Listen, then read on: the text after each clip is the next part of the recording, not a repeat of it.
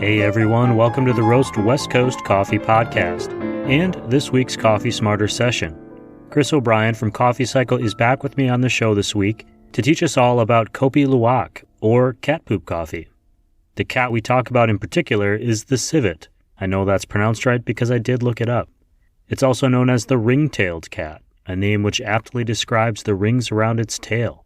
I'll post a photo of it on roastwestcoast.com. As for how a coffee becomes known as a cat poop coffee, I'm going to let Chris explain.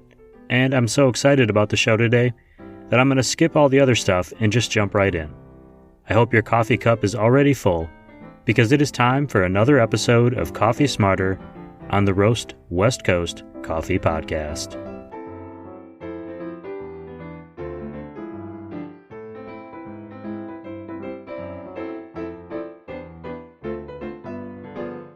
Speaking of meeting on the internet, good morning, good buddy. Welcome back to the Roast West Coast Coffee Smarter podcast today. Good morning. What's the vibe over there? You feeling good? You ready to talk coffee? Oh man, it's a beautiful day in paradise. I've had at least a cup already, maybe a cup and a half. So yeah, I feel pretty ready. I don't have my sleepy voice on still. I need to ask you before we start today. Do you think that I have gotten coffee smarter since we've started doing this? Ryan, I feel like I've told you this before, but I know you said it about yourself. So it's kind of surprising to me that you ask that, because there is no hope for you. Okay? There is no hope for you. You are never going to get coffee smarter. You've reached maximum. Okay? And I applaud your efforts, even though they're also shameful and bring tears to my eyes. I mean, I was fishing for a compliment there, and so the question I have for you today is, and I want to get really deep into this and just ignore everything that just happened at the beginning of the show.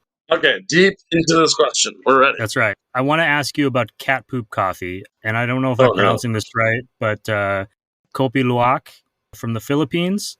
Yep. Is this a real thing? Which is a stupid question because I know that it is. I want to know, and I think people want to know, what is this poop coffee? Why is it considered a delicacy? Why is it so expensive? Does it taste like poop? Do we know who the first person was to see a cat poop and say, yeah, I'm going to put that in my cup of coffee in the morning?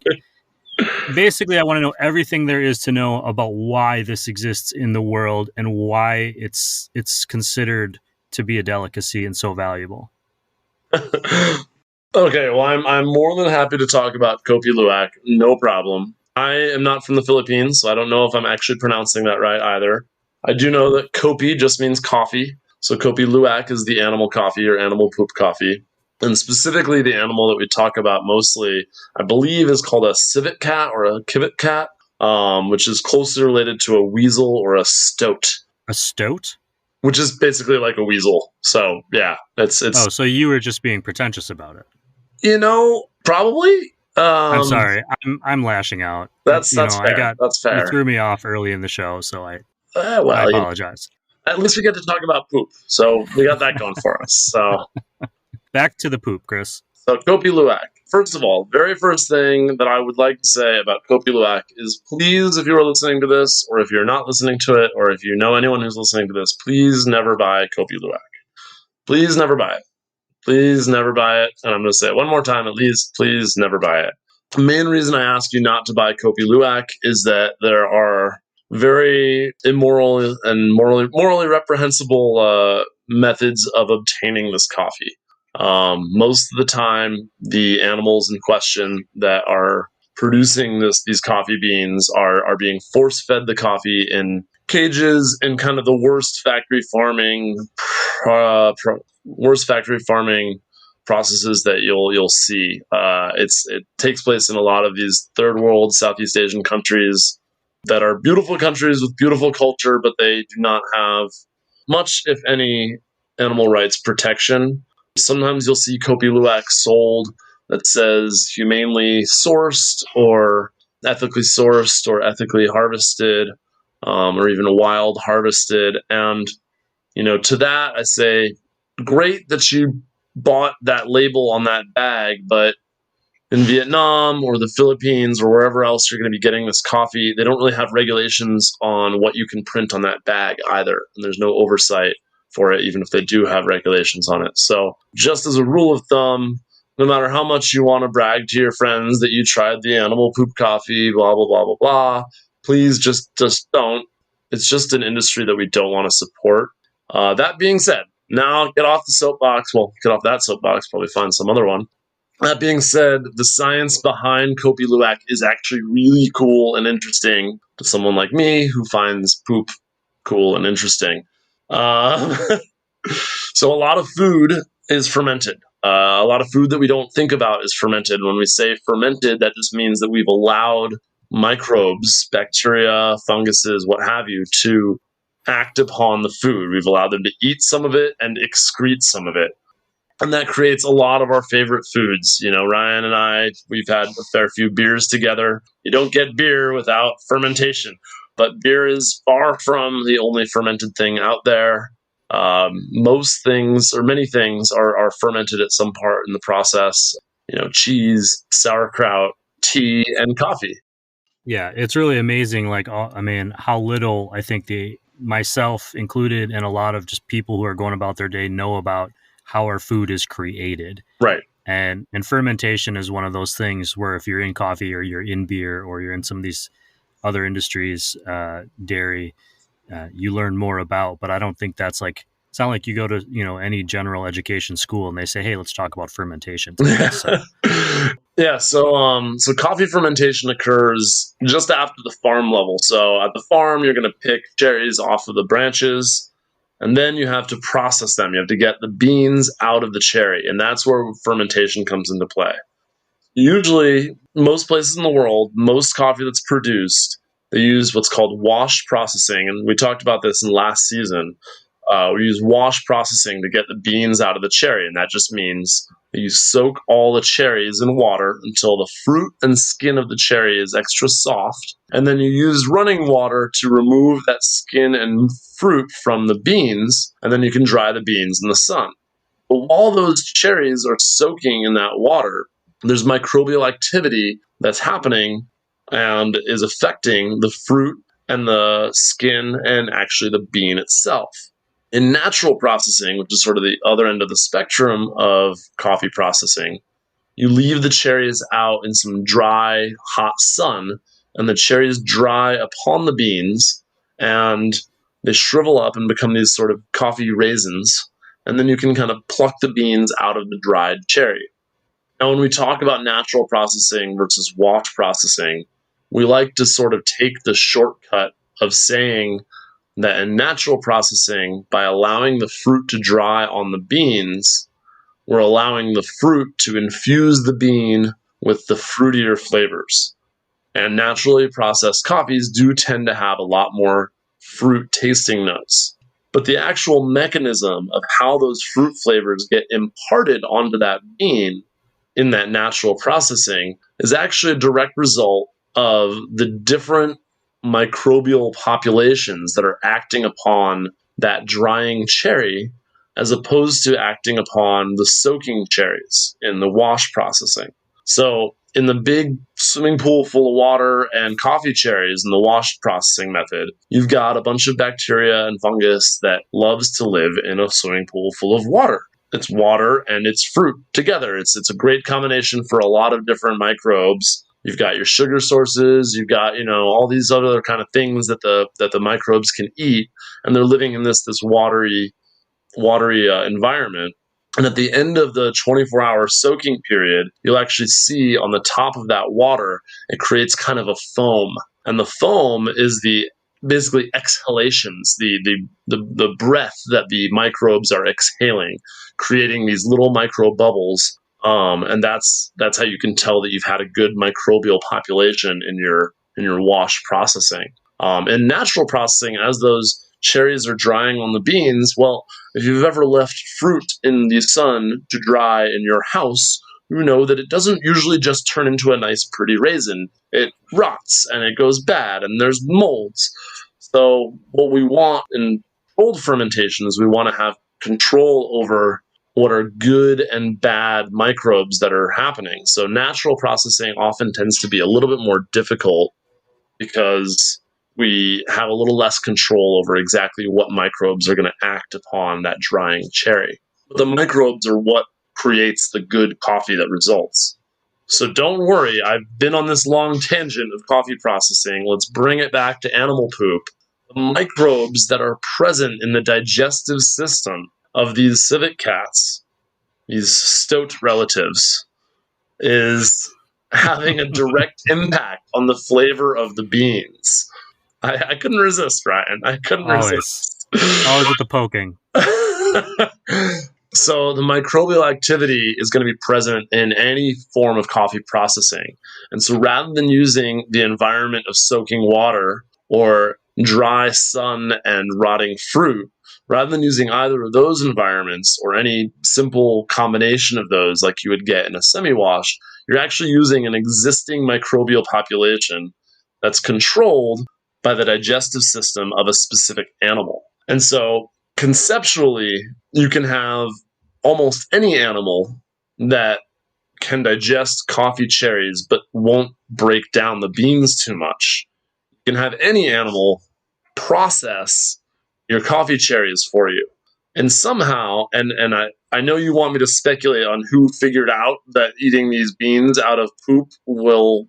I honestly, like, that just creeps me out. Like, I don't know. Like, I'm not, like, easily creeped out, but the idea of someone experimenting with different seeds and different animals' poops is just weird to me.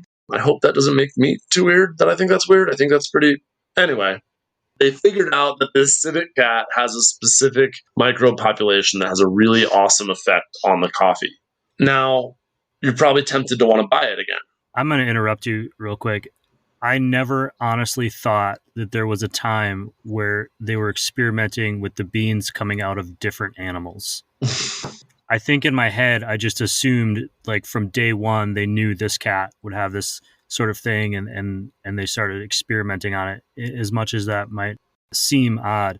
But as you say it, I'm realizing there was probably a point where they were pulling these processed, as you so kindly say it, Yep. beans out of the defecate of other animals as well. Yep. Until they found the right one. And that is wild. Yeah, I believe I've seen more than just civet cat coffee sold. I'm pretty sure I've seen elephant coffee sold.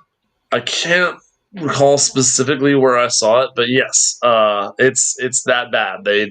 Somebody had tried different animals' poop. So it's very cool. And like I said, now that I've described the science, you might want to buy it. And I know I already did the moral soapbox thing, so I won't do that again, even though you should rewind the show and listen to that again if you're tempted to buy it again. But there's a problem with coffees that we think are really cool because of a specific thing. There's a problem with buying them because of that specific thing. And the problem is that just because of that specific thing is cool doesn't mean the entire rest of the process to get the coffee wasn't good or was good. So what I'm saying by that is you can get the best civet cat digestive system possible. You can feed it as ethically as possible. But if you take terrible coffee and put it in, or if you take the coffee that comes out and you roast it terribly, there's still all kinds of ways to make coffee terrible. And so there's no incentive for someone who's selling you Kopi Luwak to actually get good Kopi Luwak.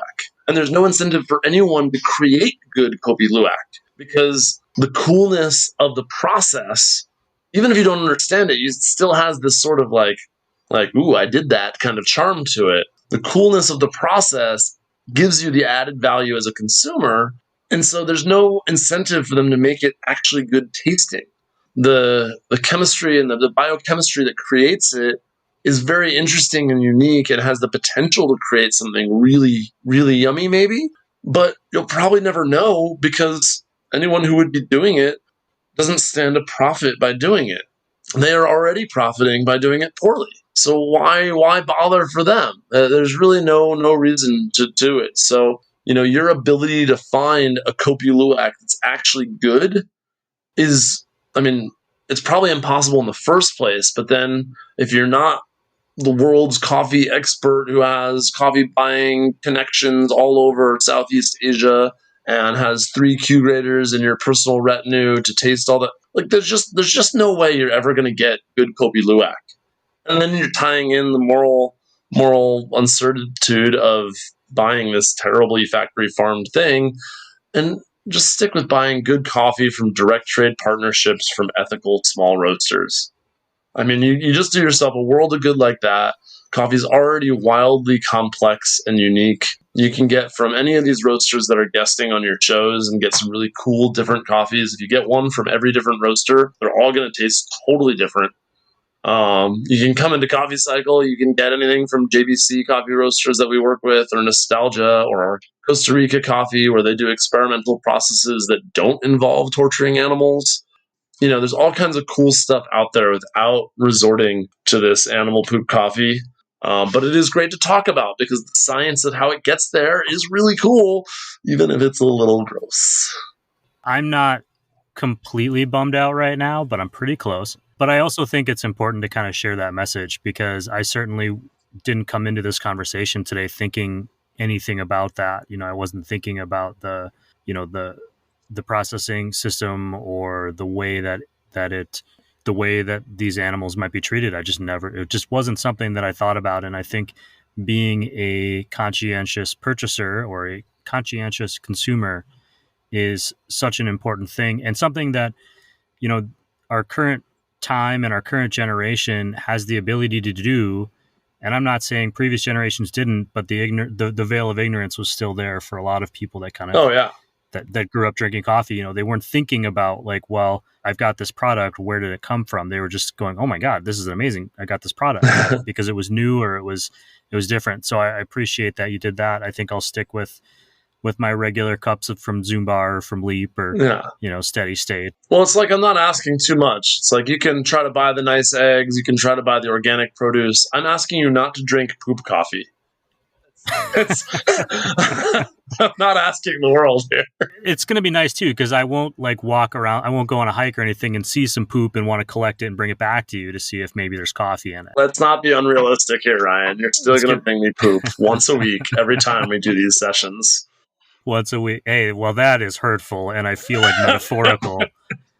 And with that, I'm going to say thanks for your information and your kindness and generosity. And I just hope everyone knows that Chris O'Brien is a nice, genuine, sincere human being. I had a lot of fun this week, Ryan. Thank you very much. I'll see you again soon, bud.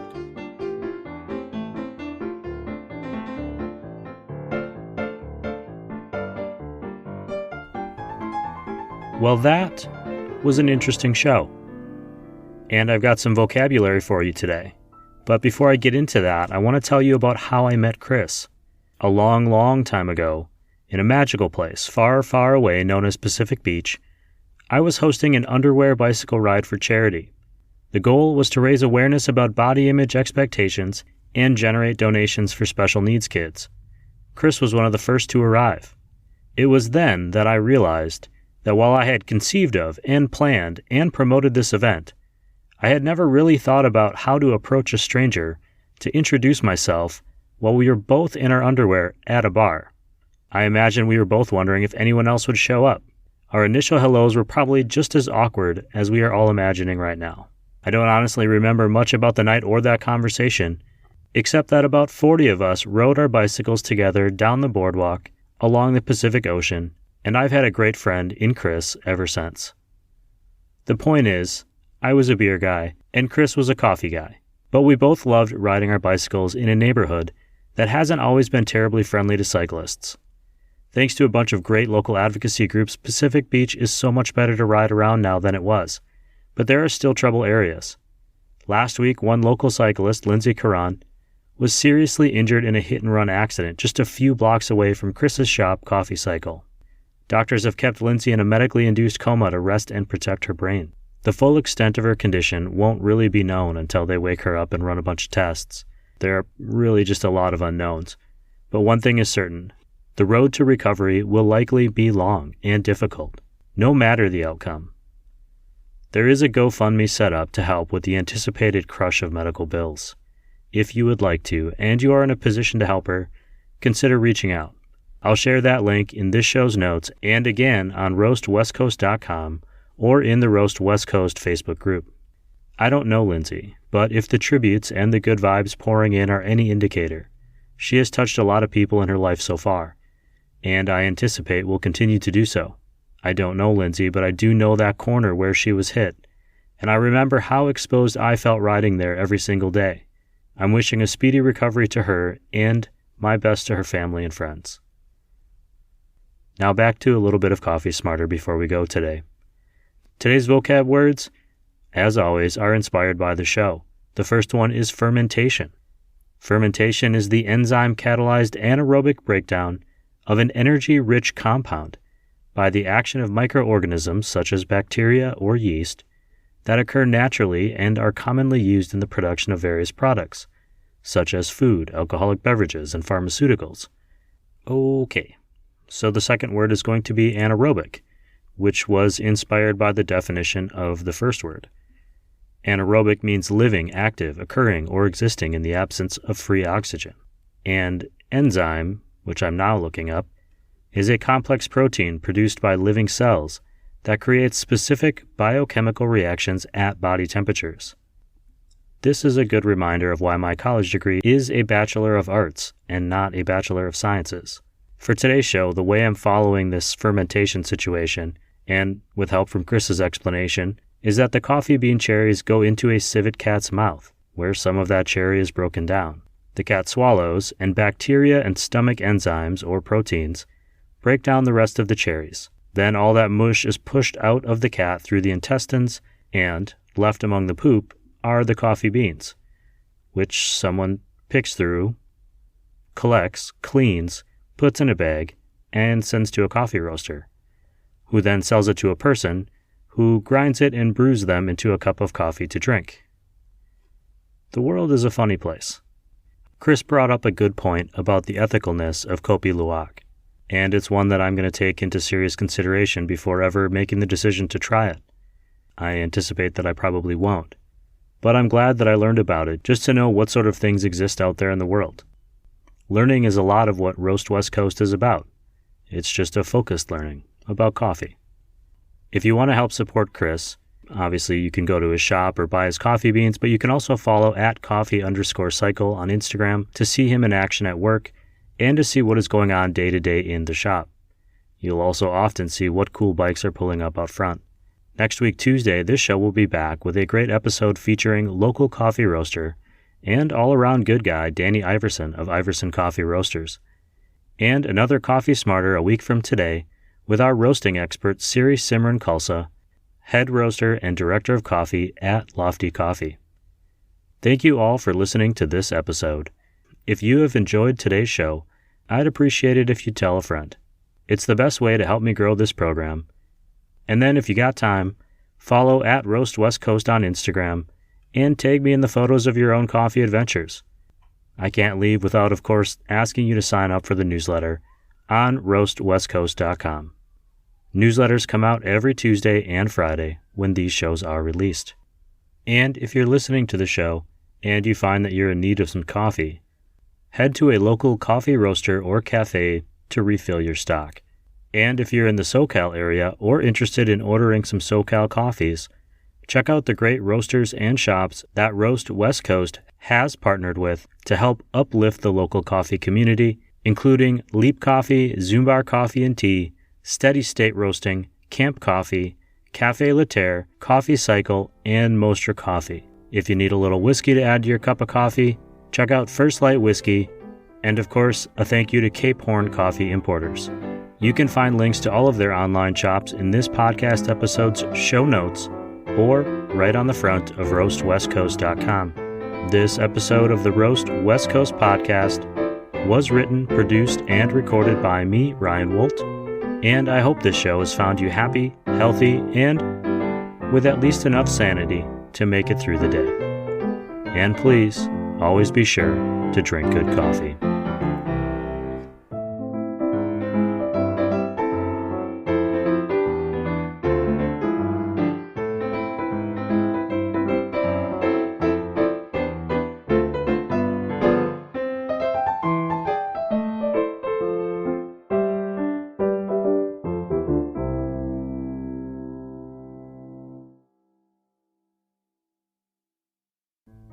So, you love coffee, right? And if you're here in San Diego, you probably love San Diego. And since you love San Diego, you're probably into politics. That's a little bit of a stretch, but it seems possible. If all of that is true, then there's another show you should check out. It's called The Voice of San Diego. It's a weekly news podcast for local politics nerds. Every Friday, the editors at The Voice of San Diego podcast break down the biggest stuff that happened over the course of the week. Then they give their take on what it all means. You can check it out now, wherever you are listening to this show. And one more time, that's the Voice of San Diego podcast.